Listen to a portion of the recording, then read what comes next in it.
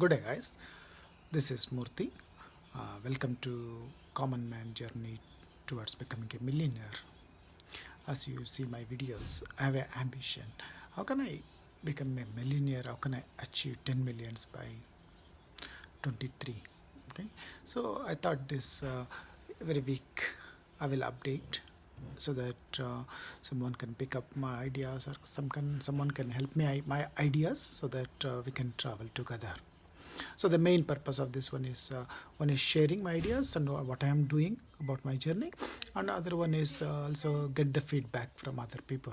Okay, so as you see in my last video, currently I floated at least four businesses.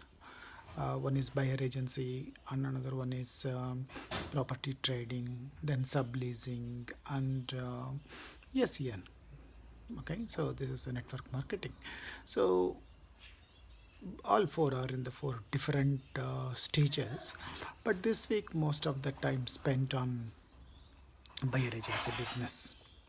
Okay, so I could say this week is more on trouble or a rough path than easy path.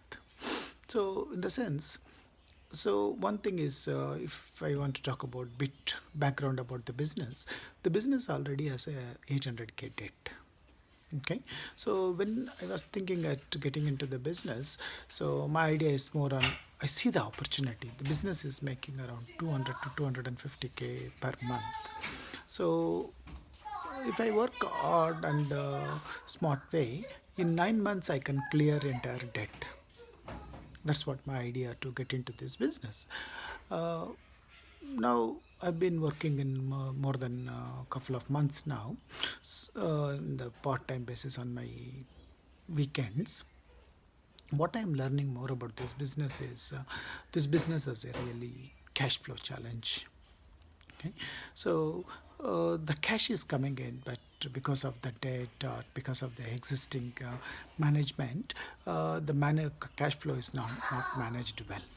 So whatever money, incoming money, it disappears within no time. So there is no really any money to fix the cash flow issue.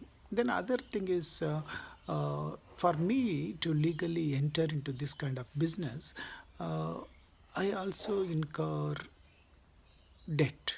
So what it means is, to once you become a managing director, whatever the company existing debt, so you will become liable for that.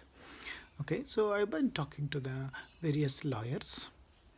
So how can I get into this business but not taking the debt, so that I can at least I can work on help in the and try to turn around the business. But in the worst case, if something goes up, and because this is not the debt I created, so I don't want to take it.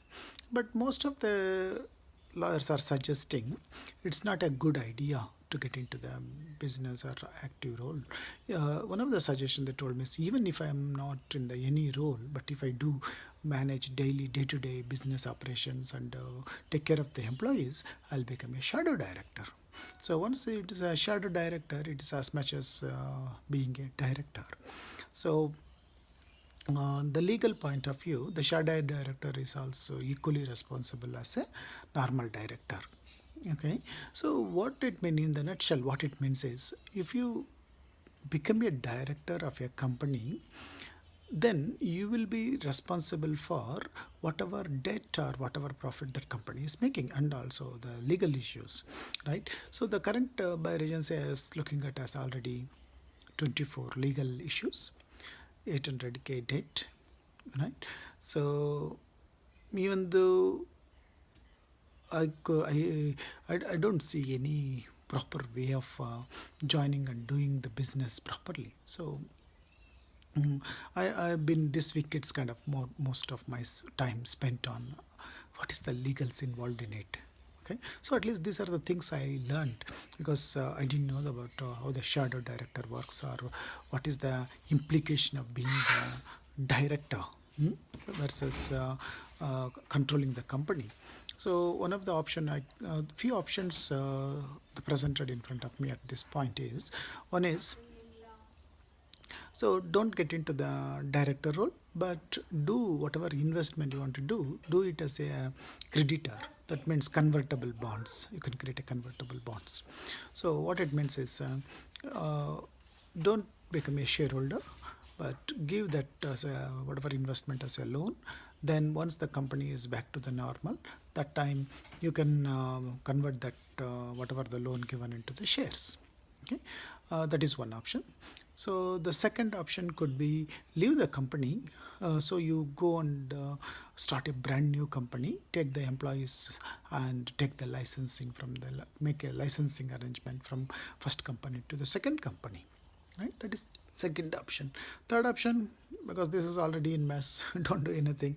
uh, don't proceed with this company.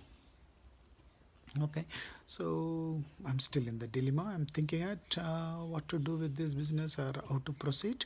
uh, and also it's a timing as well, time and money. So the investment is seeking at this point is 250k. So 250k is a huge amount of investment onto the buyer agency. And but it's a good model. That is the opportunity, I see that. But I need to figure it out who can solve the problem of legally taking over a company which is completely distressed, guys. So as I said, this week my time went on understanding the legal implication and getting into the business rather than fully involving in the operations or fully doing the sales. There's lessons learned is, yeah, mm, the sales is important here, because if the sales stops, then the business is going to stall. So we need to on and manage the sales so that the inflow continuously coming on, and the other end see how we can address this cash flow, legal, all those things. Okay. uh, yeah, it's a bit of tough time I'm going through, but let me see. I'll keep you posted in the next message and see how we can go. Okay. Thanks for watching again. Feel free to leave your comments and help me to with my journey. Bye.